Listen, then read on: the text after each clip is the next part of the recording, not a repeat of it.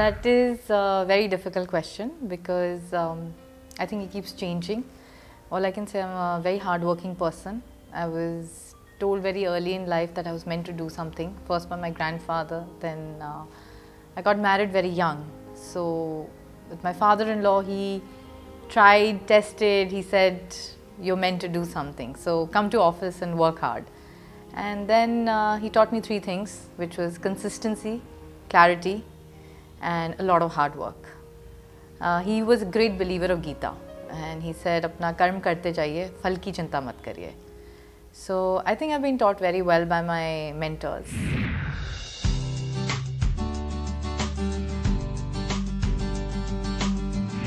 I come from a very, very traditional Delhi house.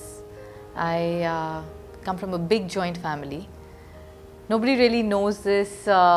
We were almost 13 people living in one house. I was born in that house. I'm a convent educated. I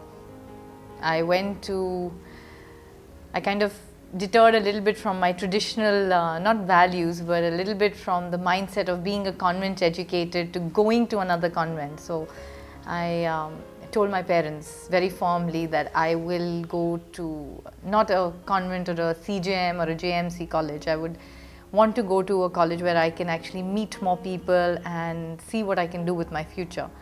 So they said that if you can get in, you can go. Fortunately, I got in. I got into Delhi University. I got into Stephens. I got into Hindu. I got into, didn't get into SRCC, but then again, the traditional values and the orthodox mindset that not going to university, it's very far, coming from South Delhi, which is, if I tell someone, they won't believe me, but that was the mindset of my parents, grandparents, my chote dada dadi. So finally, I got into Venkateshwar, did my economics from there, and got married in third year of college, and this is where I am today.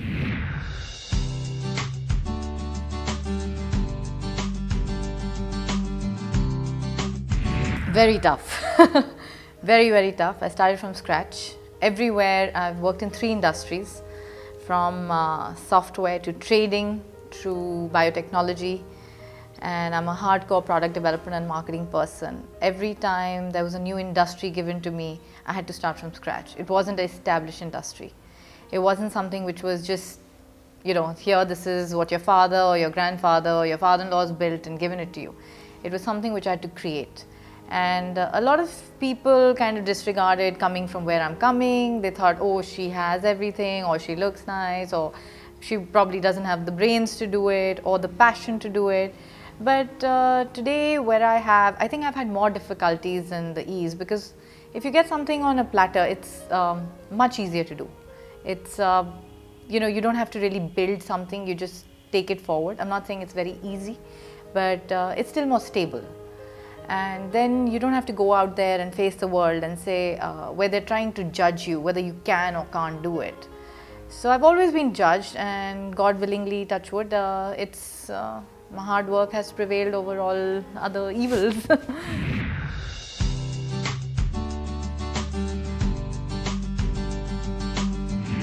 There were a lot of challenges. Like I said, the society, people, being married into a big house, coming from a bigger house, a lot of skepticism, saying, never from my family though, because my family always supported me. My gift when I had my first son was a laptop, and that was really unheard of, because I told my husband I don't want to give up work.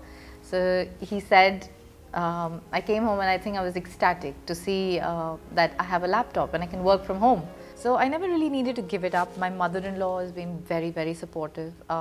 She's taken care of my children all the time. I'm still facing a lot of skepticism more than challenges, because I know I can do it, and I know I've been able to create, whether it's a gallery on MG, or whether it was in biotechnology, whether it was representing India to China, whether it was now doing the Delhi one, which is the Four Seasons project, which is one of the largest projects on this side of the country.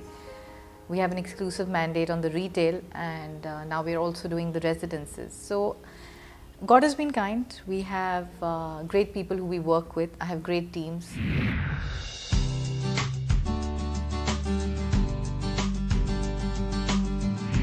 I like sports. I like running. It's a good de-stress. I'm not a great cook, but I try and do a little bit when my children really want me to make something nice for them. So I try and do that. Otherwise, I like playing. I like playing with my children a lot. I've played everything from football to cricket. I've been a sports person. I was state level tennis and a national level basketball player. Tough to believe, but I think that discipline of being in sports has also helped me in my work, because you have a routine. You're challenging yourself constantly. You're in competition. So I think that has helped me a lot.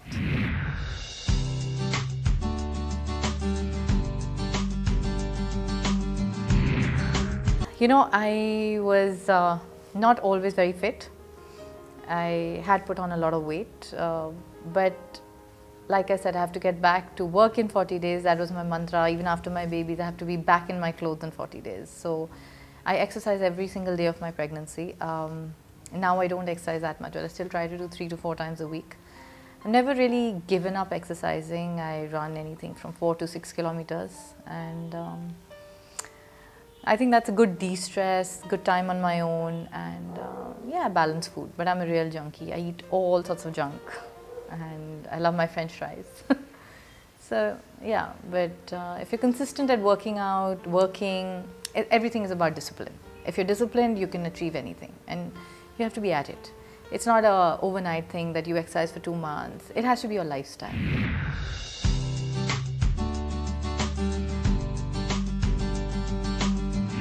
I think the Delhi One project, which we're doing now, the 4 seasons, and getting an exclusive mandate on that, starting from Gallery on MG, really did turn my life. It was something which was not under the family bandwagon.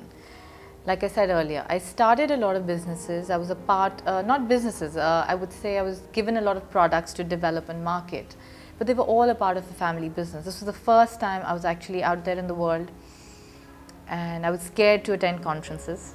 Fortunately, my husband supported me, and it's a very scary world outside. When you're representing your own company, which is well established, it's very simple. People know where you are. It's not that they didn't know where I was coming from, but because I'd started a company which no one had ever heard of, obviously they can't relate to me because I don't come from that industry.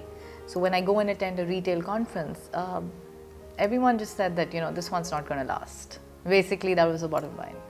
So she's going to come for 1, 2, and that's going to be it. And I think we've lasted okay.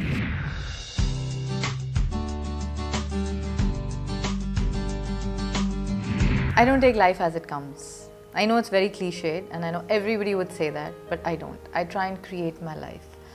Had I taken life as it comes, I'm very comfortable. I'm married into a beautiful home. I have everything I want, touch wood. It's very good at home level, at where I come from, where I'm married into. They're both very illustrious families. But I was taught that my grandfather started from scratch. He was the first developer for New Delhi. My father-in-law started from scratch. He started with ambassador. On his own, he created an empire. So I feel it's disrespect to life if we, who have been given the opportunity, don't do anything about it. We're educated well. Our parents have given us all the comforts to do well. When I see people who don't come from very affluent backgrounds and they're working hard to achieve, why shouldn't we?